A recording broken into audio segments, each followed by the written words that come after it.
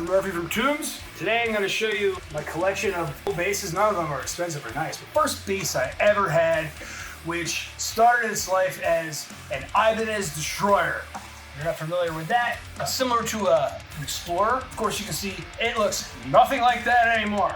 Here's the story of this. When I was in junior high, me and some friends wanted to start a band. Turns out everyone already played guitar or had guitars, so I said, fuck it, I'll play bass. Saved up my pennies that summer, the summer 1998, I think. Before high school, I'm old. So I saved up my money and I bought this thing at Cherry's Music in Summers Point, and I rode it home on my bike. When I got it, it was actually, it was the Explorer shape. It seemed to be covered in painted white, but with acrylic paint that you would brush on. And it had the little scary guy from the Metallica box set, which I have right there actually. And that thing came with a stencil of this little dude, and it was spray painted on this and blue. I started taking lessons and listening to jazz, and I thought the Explorer shape was cool. It was too metal. Although, sidebar, Explorers are probably one of my favorite guitars ever because of James Hetfield. But in all honesty, I think most metal shapes like that don't translate well to basses. So this is my bass teacher at the time, Mr. Ken Wilson, who's a lovely, lovely human being. And basically, we chopped it up, we stripped the paint, chopped up the body, and the coolest part about it was we ripped out all the frets because someone had just introduced me to Jaco Pastorius, and I found out he took his bass and just ripped the fucking frets out to make a fucking fretless bass. And it worked. Yeah, we tore out the frets, filled the slots with wood putty, something, and then we coated the whole thing with a two-part epoxy. Yeah, we did, and we got a radius block that sand down. Bingo bango, you got this. Despite how horrible it looks, it plays and sounds great. You actually wasted at least 1 hour of Mike Hill and Bobby Torres' time tracking the latest TOMBS album, just experimenting with some weird shit on some of the more ambient songs. Sat around with this and just made weird sounds, and 100% of it was cut and not used on the record. So at least I got to do that afternoon. This is what you call an Area 2 Pro. Cliff Burton was known for using this brand of bass. Not the specific model, but my old roommate, a lovely man by the name of Dieter, he moved out and he just left this thing there and said, yeah, you can keep it. It used to be green, painted black, and this thing, if you ever see Area Pro 2s or other areas of Facebook Marketplace or stuff, they're cheap because no one knows what it is. They're awesome, just fucking buy them. This thing plays so fucking good, it sounds so fucking good, it's light as fuck. Yeah, I can't say more good things about it. The only thing I use it for is a Motorhead cover band, which also features Justin Ninja's Faith from TOMBS on drum. We're called Engine Head, and when we're allowed to play shows again, we're gonna. This is the second bass I ever owned in my life. This is an Ibanez Sound Gear 5-string, made famous by Fieldy of Corn. There's a lot of non-stock shit going on with this thing, so I guess I'll just get into it. It's obviously it used to be shinier. If you ever want to get a nice matte black finish on your guitar skids, get some real high grit sandpaper that's good at town, take that fucking shine right off. When I started fucking with this thing, it was not my main bass. So I just started doing things to this with the mindset that if I fuck it up, whatever. But I didn't fuck it up, and it became my main bass for many, many, many years. I discovered Billy Sheehan, from Mr. Big, among others. So he had the scallop fretboard, so I took a Dremel tool. I just went from the 14th fret down, I started, scalloping out the fretboard there. But what it actually does for me is, just make it a little faster to play. Feel a little bit of a different tone, but you can really dig in with the bends, which I was really, really into doing back then when I did this, because I thought I was hot shit and was just gonna fucking play lead guitar on bass, which was a fruitless effort, but it was still fun. You'll see here two very widely different sized pickups. So here, down here is basically what would be the EMG version replacement pickup for the Ernie Ball Music Man, which are fantastic basses, sound great, weigh about fucking 40 pounds. And up here, you'll see guitar pickup for a 7-string guitar from the EMG. Me thinking at the time as a kid, without doing any research at all, thought, ooh, the guitar pickup probably has some higher frequency output so I can do all my noodly crap with my scallop parts here. Turns out basic guitar pickups are exactly the same thing, they're just different sizes. So that was all for naught. This thing is there just for aesthetics right now. It is connected to absolutely nothing, and this is the only thing that functions. As you can see, there's holes there, because this thing had its own preamp in there, which I eventually just threw in the trash. So this is just a volume fader and on-off for just this, and that's all I fucking need. The last thing I'm gonna talk about is this thing. This is a Kahler tremolo system, which is not a common item found on the bass.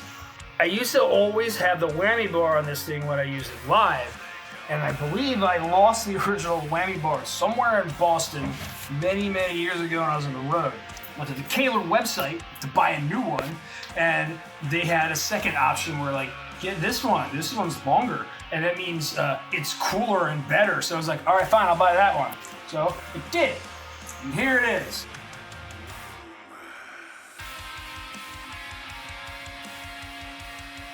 That is fucking ridiculous looking. Yeah, look at this thing on the side. I mean, yeah, if you're just using this as a specific tool, it works well, but it looks fucking dumb as fuck. However, I did use it on the latest TOMBS album.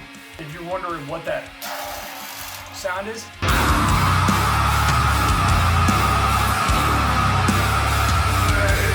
There's this bass. All right, this next one, this is a Hartfield DR5. To my understanding, these were made by Fender in the early 90s when they were, I guess, being anticipated as a boutique market. Or at least that's exactly how it was told to me by Little Ryan Blackman. There was a person who sold this beautiful piece of fucking music machinery to me for 50 bucks. Probably, honestly, the best purchase I've ever made in my entire life. This thing is fucking fantastic. It's been my main studio bass since the day I got it. Setup is perfect, action is perfect. The neck has never not been straight. You know why? Because it's fucking graphite. It's got, some pickups that I heard made by EMG. No, maybe. Yeah, when I got it, I didn't know if it worked or not. It turned out, it just needed a battery. So thanks, Rai. One of the cooler things about this, I guess, it's got two outputs. It's got an XLR and a 1/4 inch out. So you can do stuff with that. It's got some knobs and switches, which I haven't figured out exactly what they do. And I haven't been able to find any specs online that I should really lay that out properly, which is weird. Yeah, this thing's fucking great. Next is the first and only 6-string I ever had, the first ESP guitar that I ever got in my life. This is this thing is called. This was quite a find. I got this on Craigslist for a straight trade for my old Warwood rock bass. 5-string, it was blue, it sounded great. I used it for years, but the neck on that thing was like a goddamn tree trunk, and it just didn't really fit my playing style. Found some guy on Craigslist, he saw that. He gave this straight trade. This thing was so new, it still had the plastic on the pickups. As one of the best sounding basses I've ever used in my life. Everything's stock. It's got the ESP pickups right from the factory. I used this for all the bass tracks on the Kalopsia's Angel Play, and I remember bringing it into the studio that day, and Bobby Torres recorded that. I recorded a lot with him before that, and it was the first time he immediately said something awesome about how the bass sounded as soon as he plugged it in. So this thing is a fucking beast. It sounds great. I also used it when I was playing bass on tour for Pyrexia a couple years ago.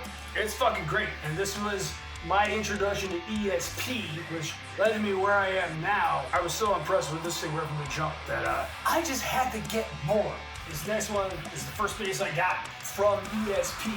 After I got this 6-string there, we just showed you before, it was right around the time my band Hammer Fight, we had a record coming out, and I told our manager at the time, I just got this ESP LTD bass, and it seems the shit, you know anyone there? And he's like, yeah. And the next day, I got an email. I got this thing very shortly afterwards. I call this one the dick washer. You see, there's a dick washer on there. That was a gift from my good friend Todd Stern.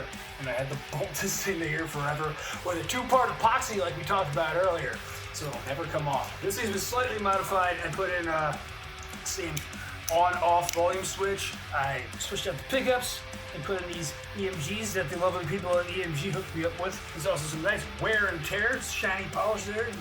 That means this motherfucker's been played. There's thousands of miles on this thing right now if I were to plug it in. It sounds like it needs a little love, because it does. This thing did me well for a long time. Fucking love it. Don't want to break the bank. The LTV models are not the expensive stuff from ESP, and I've never played one that I wasn't immediately impressed with. Period. I can't say more good things about it, so I won't. Remember what I told you last? I lied. I have more good things to say about ESP and their LTD line of basses and guitars. This is the most recent addition to the Murphy household. This is my ESP LTD AP5. And I can say, without question, that this is currently my favorite bass that I own. This thing is a fucking beast. It's exactly what I needed. I got it exactly 2 weeks after we finished the most recent TOMBS record, and just in time for our tour to be canceled because of COVID. But however, I still have used the shit out of it as much as possible. This is the first bass I've ever owned that I think a big fat asshole from Akron, Ohio named Dave would call a real bass. And he would be right. This is the first one I ever actively sought out that didn't have 24 frets, because I'm an adult now and I don't need to be fancy because I have nothing left to prove. This is the perfect workhorse fucking monster. Reasonably late. This thing showed up in the mail and it was still in tune. I'm not kidding. That doesn't make sense. It was just in a fucking cardboard box inside a guitar case. But that was it. It's got the PJ EMG pickups on it.